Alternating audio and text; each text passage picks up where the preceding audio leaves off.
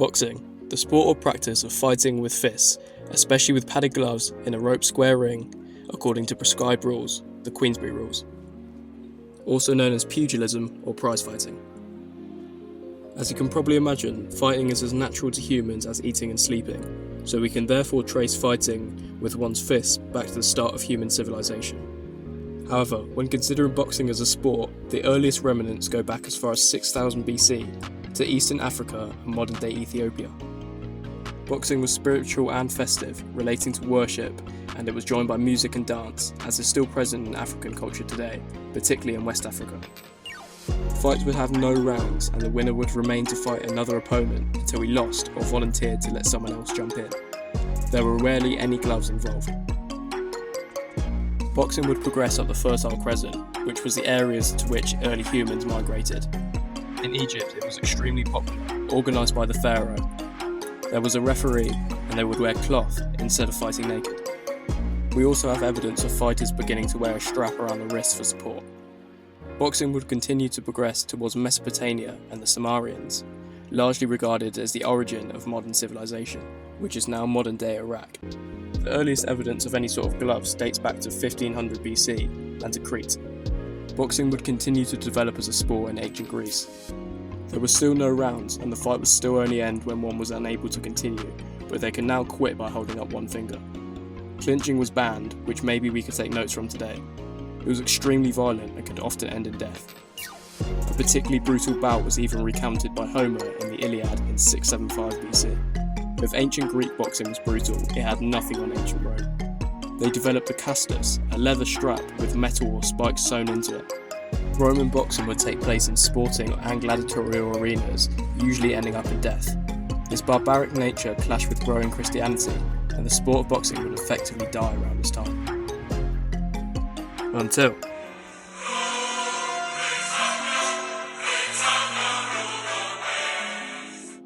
yes, it's the British here to save the day. Bare knuckle, no rules, no weight divisions. You could wrestle and hit a man while he's down, because why not? The sport was illegal but growing in popularity. It was Jack Broughton, who also happened to look a little bit like Bane, who would take the first steps to legitimising boxing in 1743 by introducing the first set of rules, including the banning of hitting a downed opponent.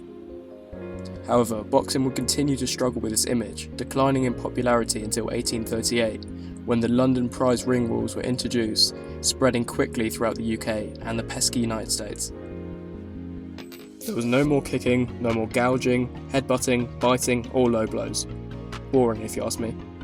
But going back to America, boxing had become extremely popular in urban areas such as Boston, New York, and Philadelphia, due to high levels of emigration from England and Ireland.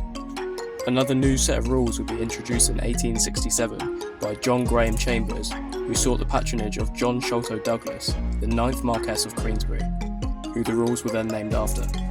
Padded gloves were in, alongside 3-minute rounds followed by 1 minute of rest, no wrestling, and the fighter had 10 seconds to get up after a knockdown. The rules have endured to this day. During this time, boxing dominance would also shift to America. In Britain, boxing was still associated heavily with activities such as drinking and gambling, hurting its image. But you know who loves some drinking and some gambling? America, baby. Irish-born American boxer John L. Sullivan was the first American to be considered world champion, and the US would dominate much of boxing, particularly the heavyweights, for the next 100 years or so. Boxing's quest for acceptance would be supported by its ability to create heroes, particularly of immigrants, and symbolise American strength. It was used as a training tool in World War I, demonstrating its ability to develop a young man's character. It provided opportunities for many ethnic minorities, not least African Americans.